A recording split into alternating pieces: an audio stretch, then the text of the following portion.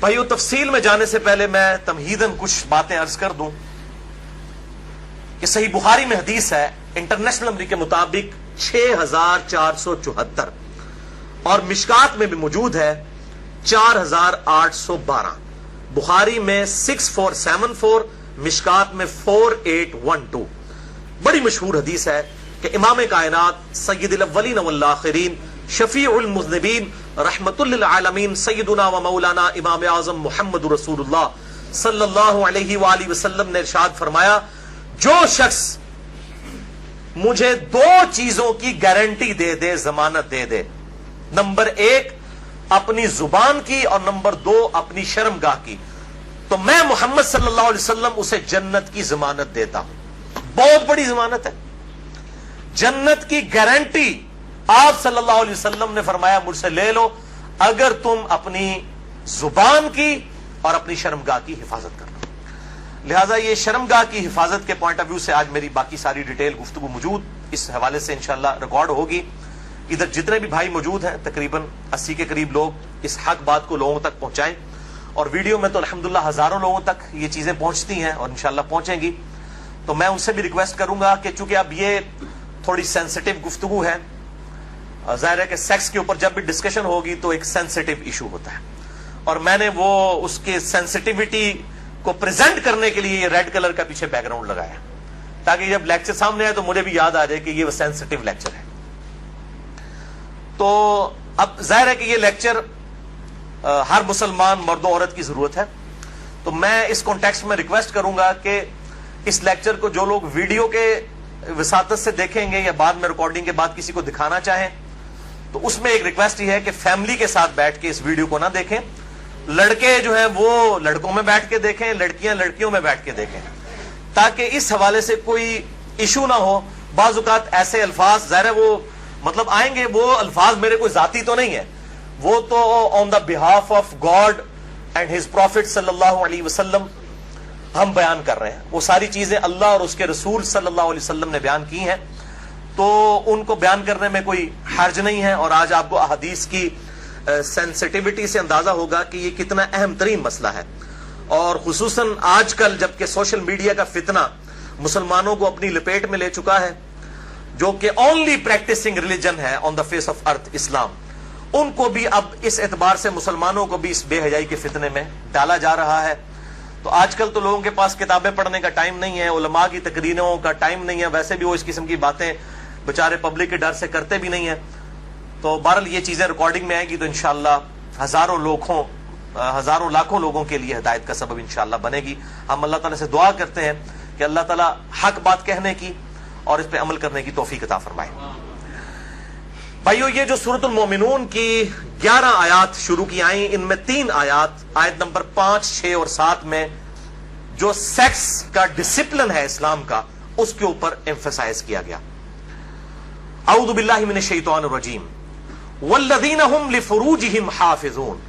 اہل ایمان کی نشانی یہ ہے کہ وہ اپنی شرمگاہوں کی حفاظت کرتے ہیں، اور پھر ساتھ ہی ارشاد فرمایا گیا 2 ایکسیپشنز ہیں، الا علی ازواجہم، سوائے اپنی بیویوں کے، او ما ملکت ایمانہم، یا پھر ان کے ہاتھ کا مال جو کنیزیں ہیں، لونڈیاں ہیں وہ، فَإِنَّهُمْ غَيْرُ مَلُومِينَ، تو پھر اس معاملے میں بے شک ان کے اوپر کوئی گرفت نہیں ہے. فَمَنِ ابْتَغَىٰ وَرَاءَ ذَلِكَ، اور جو کوئی ان 2 راستوں کے علاوہ کوئی بھی راستہ اختیار کرے گا، کوئی بھی تیسرا راستہ، فَأُولَٰئِكَ هُمُ الْعَادُونَ، تو ایسے لوگ اللہ کی حدوں سے پھلانگ جانے والے ہیں، اللہ کی حدوں کو توڑنے والے ہیں. وَلِعَوْذُ بِاللَّهِ تَعَالَىٰ. بھائیو ان آیات سے بالکل واضح ہو گیا کہ اہل ایمان کی شرمگاہوں کا جائز استعمال صرف اپنی بیویوں اور اپنے ہاتھ کا مال لونڈیوں اور کنیزوں کے ساتھ ہے، جو جنگی قیدی ہوتی ہیں، اور وہ بھی سب عورتیں نہیں، ایسی عورتیں کہ جو جنگ میں مسلمانوں کے ساتھ لڑنے کے لیے آئی ہوتی ہیں. اب یہ ایک ڈیٹیل سے الگ ٹاپک ہے، چونکہ یہ ابسلیٹ ہو چکا ہے اس وقت کافی حد تک یہ معاملہ، اس لیے لونڈیوں کے حوالے سے میں آج ڈسکشن نہیں کروں گا اس پہ، تو علیحدہ سے پھر 1.5-2 گھنٹے چاہیے. بہرحال کسی کو شوق ہو تو اس حوالے سے ایکسکلوسیو کام، امت لیول کا کام ایک شخص نے کیا ہے اور وہ ہے مولانا مودودی رحمہ اللہ المتوفا 1979 عیسوی. انہوں نے اپنی ینگ ایج میں جب ان کی عمر صرف 22 سال تھی, میری الحمدللہ اس وقت 39 سال ہونے والی ہے اور لیونر ایئرز کے اعتبار سے 40 سال ہو چکی ہے, 22 سال جس وقت ان کی عمر تھی انہوں نے کتاب لکھی الجہاد فی الاسلام, جس پہ تقریر ڈاکٹر اقبال نے لگائی تھی, اور انہوں نے کہا کہ یہ شخص مستقبل میں مسلمانوں کو لیڈ کرے گا, اور واقعی لیڈ کیا. تو الجہاد فی الاسلام میں انہوں نے جو لونڈیوں کا کانسیپٹ ہے, اور اس حوالے سے پوری دنیا میں فتنہ ہمیشہ اٹھایا جاتا ہے. آج کل کچھ ویڈیوز بھی آئی ہیں, مجھے بھی کافی لوگوں نے بھیجی. ایک وہ غیر مسلم ہے, اس وقت مرتد ہو چکا ہے, مسلمان تھا 16 سال تک وہ مسلمان رہا, اس کے بعد وہ ارتداد کا شکار ہوا اور اس نے مسئلہ ہی یہ لونڈیوں والا اٹھایا ہے. حالانکہ وہ بالکل آؤٹ آف کانٹیکسٹ, کچھ چیزیں کچھ اور ہیں, ان کو بگاڑ کے پیش کیا جاتا ہے. بہرحال الجہاد فی الاسلام پڑھے مولانا مودودی کی کتاب. اس حوالے سے جو ایران کے اہل تشیع نے فتنہ اٹھایا ہے نکاح متع کا, یا سعودی عرب کے اہل سنت علماء کی طرف سے, اہل حدیث کی طرف سے, یہ میں سعودیہ کے اہل حدیث کی بات کر رہا ہوں, باقیوں انڈیا پاکستان بنگلہ دیش کے اہل حدیث کی بات نہیں کر رہا, انہوں نے نکاح مسیار کے نام سے, آپ نام ہی دیکھیں نکاح مسیار, آسانی والا نکاح. نکاح متع, متع کہتے ہیں نفع اٹھانے والا, تو بالکل انہوں نے بس نام چینج کیا. بلکہ اگر مجھ سے پوچھیں تو نکاح مسیار جو ہے وہ نکاح متع سے بھی بدتر ہے. نکاح متع کے اندر تو نکاح کرتے وقت طے کیا جاتا ہے کہ میں تم سے 3 دن کے لیے یا 3 مہینے کے لیے نکاح کر رہا ہوں. نکاح مسیار میں مفتی اعظم سعودی عرب جو 66 سال تک رہے, ابن باز رحمہ اللہ, اللہ تعالیٰ ان کی غلطیاں معاف کرے کہ جو اتنا بڑا بلنڈر وہ کر کے گئے, انہوں نے یہ فتویٰ دیا کہ جو سعودیہ کے بچے پڑھنے کے لیے فارن ملکوں میں گئے ہیں تو وہاں جا کے عورتوں کے ساتھ شادیاں کر لیں, لیکن ان کو بتائیں نا کہ کتنے عرصے کے لیے رکھنا ہے, بس یہ کریں کہ جتنے عرصے کے لیے تعلیم ہے اپنے ذہن میں سوچ لیں کہ ان کے بعد طلاق دے دیں گے. حالانکہ نکاح کا مقصد تو خاندانی ایک نظام کو وجود بخشنا ہے, نہ کہ شہوت کی تسکین ہے. اس کو تو بڑا کنڈیم کیا گیا اسلام کے اندر. تو بہرحال انہوں نے کہا کہ جی وہ نکاح متع میں تو طے کیا جاتا ہے, نکاح مسیار میں جو ہے وہ ذہن میں سوچا جاتا ہے, غرر اور دھوکے والا معاملہ کیا جاتا ہے. یہ دونوں قطعاً حرام ہے. نکاح متع کسی حد تک موجود تھا, بخاری اور مسلم میں احادیث موجود ہیں, اور بخاری اور مسلم میں ہی مولا علی علیہ السلام سے احادیث موجود ہے کہ قیامت تک کے لیے یہ نبی صلی اللہ علیہ وسلم نے منع فرما دیا. تو یہ علماء یہود کا کردار ایسے علماء ادا کرتے ہیں, خواہ اہل سنت میں ہو خواہ اہل تشیع میں. جو اصحاب سبت والا معاملہ ہوا, مچھلیوں کے شکار والا, اس طریقے سے انہوں نے یہ جو ہے نکاح انٹروڈیوس کروائے ہیں. اس حوالے سے میرا ایک ایکسکلوسیو کلپ بھی ہے تقریباً 8 منٹ کا, وہ 50,000 سے زیادہ لوگ یوٹیوب پہ دیکھ چکے ہیں. اس کے علاوہ بھی بڑا عام ہوا میرا جو قرآنک لیکچر نمبر 52 تھا, 2011 میں ریکارڈ ہوا تھا, آج سے 5 سال پہلے. اس میں ایک کلپ کاٹ کے چڑھا ہوا ہے, آپ اگر لکھیں یوٹیوب پہ جا کر شیعہ کا نکاح متع اور سنی کے نکاح مسیار کی حقیقت, آپ یہ رومن میں لکھیں, بلکہ آپ شیعہ کا نکاح متع یہ لکھ دینا تو میرے ہی کلپ ٹاپ پہ کھلے گا, کیونکہ سب سے زیادہ کلپ وہی دیکھا گیا. تو میں نے اس کے اندر جو ہے وہ اس پوائنٹ آف ویو سے گفتگو کی ہے. آج میں اس کی ڈیٹیل میں نہیں جاؤں گا. بھائیو, ان 3 آیات کی روشنی میں سورۃ المومنون آیت نمبر 5 سے لے کر 7 تک بالکل اللہ تعالیٰ نے واضح طور پر فرما دیا کہ شرمگاہ کا استعمال ایک مسلمان مرد اور عورت میاں بیوی کے ریلیشن شپ میں یا لونڈیوں والے معاملے میں ہو سکتا ہے, اس کے علاوہ اس کی قطعاً اجازت نہیں, خواہ نکاح متع ہو خواہ نکاح مسیار ہو. تو بھائیو, جو شرمگاہ کا استعمال ہے صرف 2 صورتوں میں جائز ہے, اس میں سے بھی اب ایک صورت ہی پریکٹیکلی باقی رہ گئی ہے, وہ بیویوں کے ساتھ اور دوسرا لونڈیوں کے ساتھ. تو اس سے یہ چیز بھی اس کے اندر امپلائڈ ہے کہ اس کے علاوہ جتنی بھی چیزیں ہوں گی شرمگاہ کے استعمال کے پوائنٹ آف ویو سے وہ جائز نہیں ہوں گی. اور اس میں ٹاپ آف دا لسٹ چیز جو ہے وہ یہ مشت زنی والا ایشو ہے, جو نوجوان مردوں کے اندر ایک فتنہ پایا جاتا ہے ہینڈ پریکٹس کا. اس کی بھی حرمت اسی کے اندر امپلائڈ ہے, یعنی کوئی مرد جو ہے وہ اپنے ہاتھ سے منی نکالے اور اپنی شہوت کی تسکین کرے, وَلِعَوْذُ بِاللَّهِ تَعَالَى. اور اسی قسم کے ایشوز فیمیلز کے اندر بھی پائے جاتے ہیں, اس کی ڈیٹیل میں جانے کی ضرورت نہیں ہے, اشارتاً بات ہی کافی ہے. تو اسی کانٹیکسٹ میں بعض علماء کی طرف سے، آج کل کے کچھ جدید علماء ہیں ان کی طرف سے فتاوا اور کچھ بزرگوں کے فتاوا پیش کیے جاتے ہیں، وہ سب کے سب بے سند اور فضول قسم کے فتاوا ہیں. کوئی بھی فتوا جو کتاب و سنت کے واضح دلائل کے اگینسٹ ہوگا وہ قطعاً ایکسیپٹیبل نہیں ہوگا، خواہ وہ کسی بڑے سے بڑے امام کا ہو، بڑے سے بڑے فلاسفر کا ہو، بڑے سے بڑے عالم دین کا ہو. اور اسلام کا ایک مزاج ہے حیا کے پوائنٹ آف ویو سے، وہ ہر مسلمان کو پتا ہے، اس میں قطعاً کوئی گنجائش نہیں بنتی اس قسم کے کوئی برے فعل کی کہ کوئی شرمگاہ کے ساتھ اس طریقے سے کھیلے. تو یہ جو شرمگاہ والا معاملہ ہے اور مشت زنی والا جو ایشو ہے میرے بھائیوں، یہ نہ صرف حرام ہے، یا چلے کوئی احتیاط کے اندر الفاظ استعمال کریں تو مکروہ تحریمی، بلکہ یہ گناہ بھی ہے، اور گناہ کبیرہ زنا کی طرف لے جانے والا ہے. اس سے روزہ بھی ٹوٹ جائے گا اور روزے کا کفارہ بھی وہ سخت والا 60 روزوں والا ادا کرنا پڑے گا، اور ظاہر ہے کہ غسل بھی فرض ہوگا، اور کسی نہ کسی درجے میں یہ ہاتھوں اور دل کا زنا بھی ہے وَلِعَوْذُ بِاللَّهِ تعالی. چنانچہ اسی کانٹیکسٹ میں ایک بڑی کریٹیکل حدیث ہے، صحیح بخاری اور صحیح مسلم کی متفقن علیہ حدیث ہے.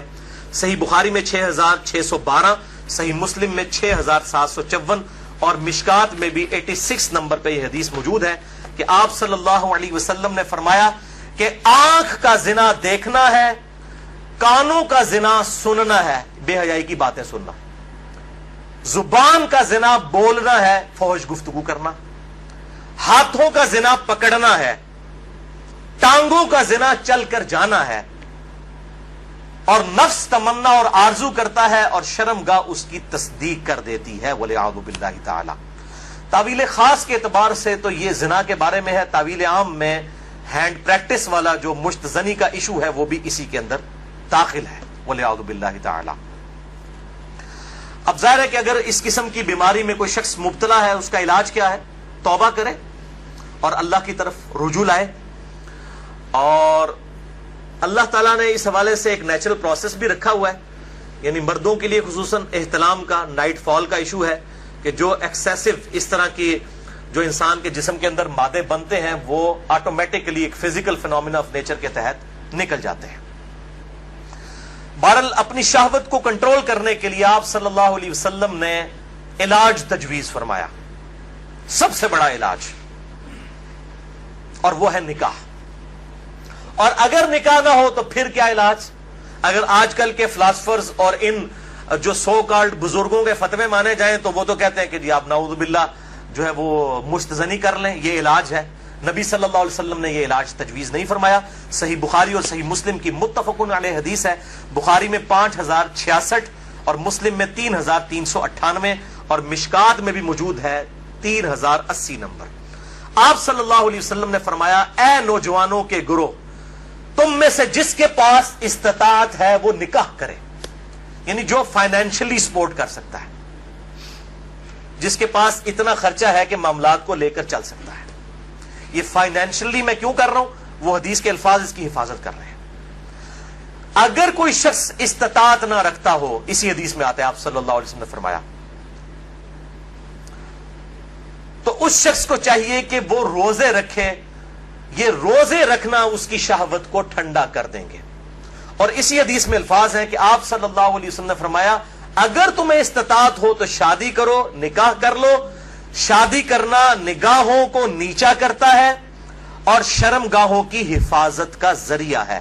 اور جو شادی کی استطاعت نہ رکھے، یعنی فائنینشلی، یہ تو نہیں ہے کہ وہ نہ مرد ہے، نہ مرد ہوتا تو آپ صلی اللہ علیہ وسلم نکاح کا تو نہ کہہ رہے ہوتے.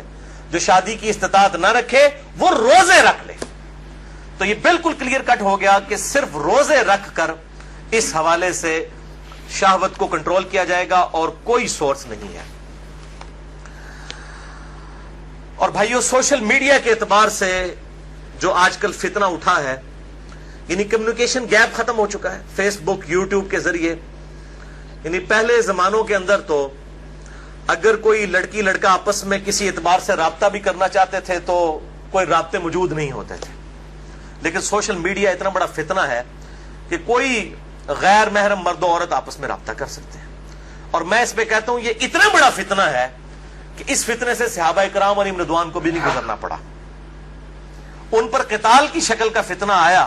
یہ فتنہ پنجابی والا نہیں ہے, یہ عربی والا ہے, آزمائش. لیکن بے حیائی کا جو طوفان بدتمیزی ہے, بلکہ صحیح سونامی جو ہے, اس کا عشر عشیر بھی صحابہ کے دور میں نہیں تھا. کیا اس دور کے اندر صحابہ باہر نکلتے ہوں گے تو 20 فٹ بائی 50 فٹ کی موبائل کمپنیوں کے اشتہارات لگے ہوتے تھے بے پردہ عورتوں کے؟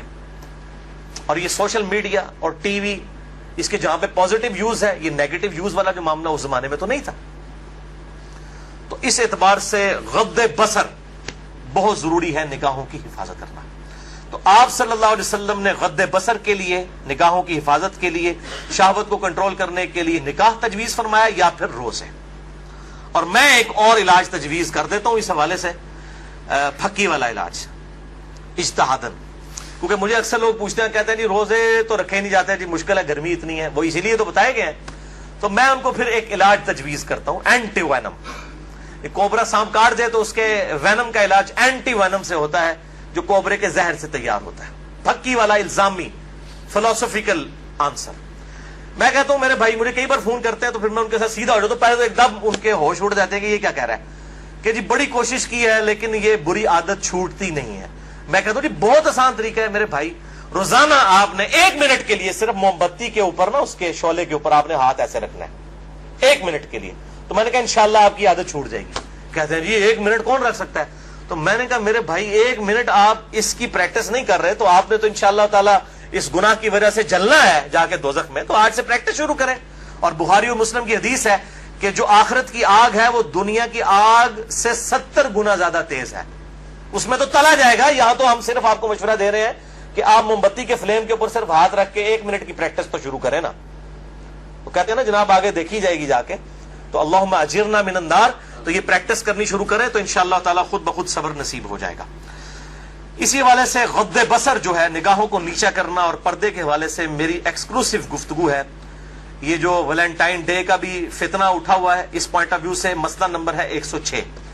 کالج اور یونیورسٹیز کے لڑکوں اور لڑکیوں کی ڈیٹس پہ ملاقاتیں اور پردہ اور بے حیائی سے متعلق صحیح احکام و مسائل اہل سنت پاک .com پہ, جسے شوق ہو تو وہ دیکھ سکتا ہے.